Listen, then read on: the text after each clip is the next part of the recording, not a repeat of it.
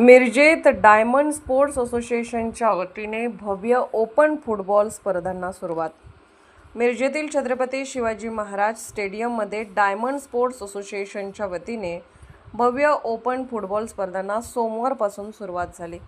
पहिल्या सामन्यात गडिंग्लज फुटबॉल संघाने सांगली फुटबॉल संघाचा 3-0 गोलने पराभव करत पहिल्याच सामन्यात विजयी सलामी दिली। तर दुसरा सामना मिरजेतील KFC फुटबॉल क्लब आणि एन्जॉय फुटबॉल क्लब सांगली या दोन संघात झाला। या सामन्यात KFC मिरज संघाने एन्जॉय सांगली संघाचा 1 गोलने पराभव केला। या सामन्याचे आणि स्पर्धेचे उद्घाटन राष्ट्रवादी काँग्रेस पक्षाचे आमदार इद्रिस नायकवडी यांच्या हस्ते करण्यात आले। मिरजेत बऱ्याच कालावधीनंतर डायमंड स्पोर्ट्स क्लब मिरज यांच्या वतीने भव्य अशा ओपन फुटबॉल स्पर्धा घेण्यात आल्या आहेत। दिनांक 18 मे 24 मे दरम्यान या स्पर्धा होणार आहेत। या स्पर्धा पाहण्यासाठी मिरजेच्या ऐतिहासिक छत्रपती शिवाजी महाराज स्टेडियममध्ये प्रेक्षकांनी चांगली गर्दी केली होती।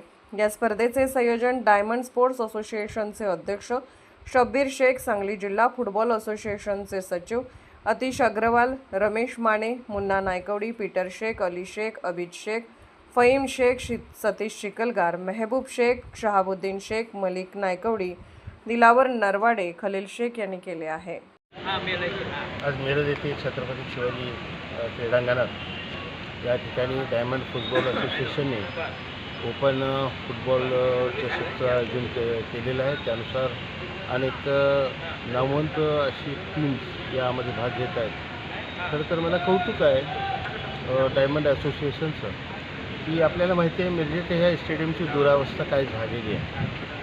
ठीक आहे, महापालिकेने त्यांच्या मागच्या काळात हे जे काय केलेलं आहे त्याचा काही उपयोग नाही आहे खरं तर। आणि त्यामुळे उलट क्रीडा क्षेत्रासाठी जे नियम पाळायचे, ग्राउंडची जे काही लांबी रुंदी वगैरे आहेत त्यातसुद्धा मर्यादा आलेली आहे। असं असतानासुद्धा ग्राउंडची अवस्था अत्यंत बिकट झालेली आहे। ते सगळं ग्राउंड अत्यंत व्यवस्थितपणानं त्यांनी मेंटेन केलं आणि खेळण्यायोग्य केलं आणि मग आता त्यांनी सामने ठेवले।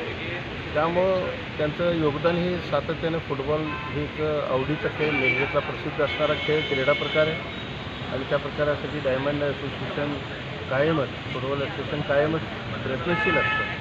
अगदी शब्बीर भाई असतील, मुन्ना भाई असतील, हे माने सर असतील आणि आमचे सर्वचे या सर्व असोसिएशनचे कार्यकर्ते असतील, हे सर्वजण सातत्याने जीवापाड या क्रीडावर प्रेम करतात आणि या फुटबॉलसाठी म्हणून त्यांचे योगदान असतं। तसंच योगदान आत्ताही आपल्याला दिसून येते की हे मागचं जे फुटबॉल ग्राउंड दिसते हे ग्राउंड खेळण्यायोग्य नव्हतं, पण 8-10 दिवस सातत्याने मेहनत करून हे ग्राउंड त्यांनी बनवलं आणि आता स्पर्धांना सुरुवात केलेली आहे। चांगल्या नामवंत खेळाडू इथे येतात, स्पर्धेतल्या नामवंत टीम्स इथे येतात। मिरजेतल्या क्रीडा शौकीनांना त्यांचा एक चांगला आगळा वेगळा खेळ बघायला मिळतो आणि मिरजेचं असणारं फुटबॉलचं नातं कुठं संपुष्टात येतं का अशी अवस्था मागच्या काळात निर्माण झालेली, पण डायमंड असोसिएशनने यात फार चांगल्या पद्धतीने भाग घेऊन आज ज्या काही स्पर्धा सुरू केली त्याबद्दल त्यांचं मी मनपूर्वक अभिनंदन पण करतो आणि त्यांना धन्यवाद करतो।